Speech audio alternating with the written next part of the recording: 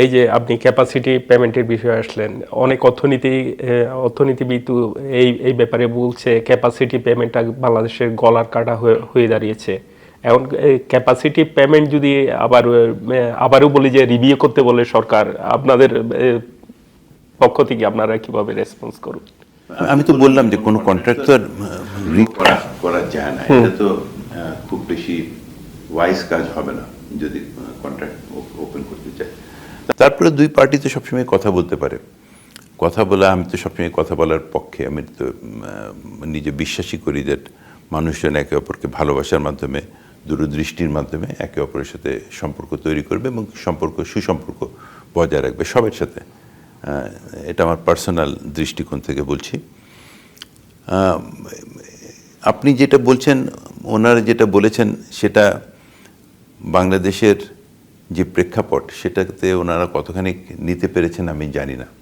এক তো হলো যে আমরা যখন প্রথম 2010-এর দিকে তীব্র বিদ্যুতের অভাব ছিল এবং দেশের উন্নতি ঘটছিল না, তখন প্রথম দরকার ছিল ইমিডিয়েটলি বিদ্যুতায়ন কীভাবে করা যায় যাতে নাকি অর্থনীতিতে গতি আসে, লোকজন চাকরি পায় এবং কর্মকাণ্ড, ইন্ডাস্ট্রি এই সমস্ত এক্সপোর্ট করতে পারে।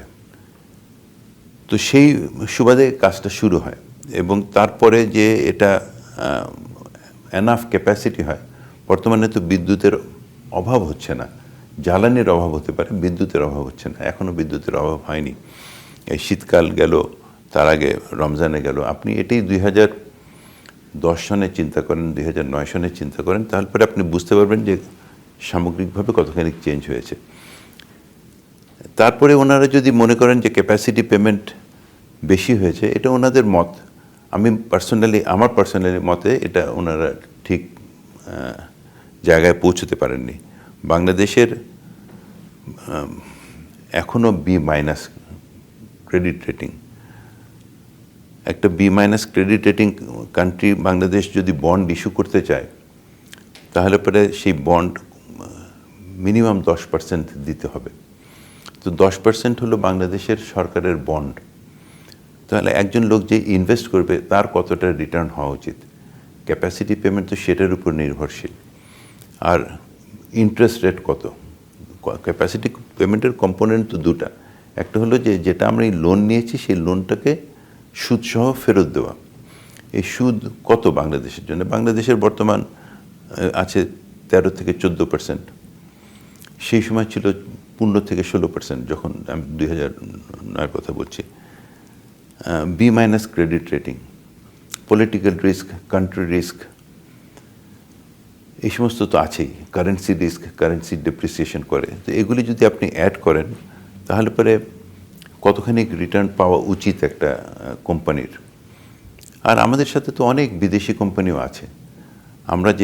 আমাদের যেই FSRU, সেই FSRU আমেরিকান কোম্পানি অ্যাক্সেলারেটর থেকে আমাদের মূল্য কম। আমাদের যেই বিদ্যুৎ দেই, সেই বিদ্যুৎ সিঙ্গাপুর আরেকটা কোম্পানি সেমকর্পের থেকে অনেক কম। আমাদের যে অন্যান্য বিদেশি ডাইরেক্ট ইনভেস্টাররা আছেন, আমাদেরও বিদেশি ইনভেস্টমেন্ট, তাদের থেকে আমাদের একটা সর্বনিম্ন পর্যায়ে। আপনারা যদি মেরিট ডিসপ্যাচ অর্ডার দেখেন অফ বাংলাদেশ বিদ্যুৎ উন্নয়ন বোর্ড, আমাদের কোম্পানির বিদ্যুতের মূল্য সবচেয়ে কমের দিকেই আছে।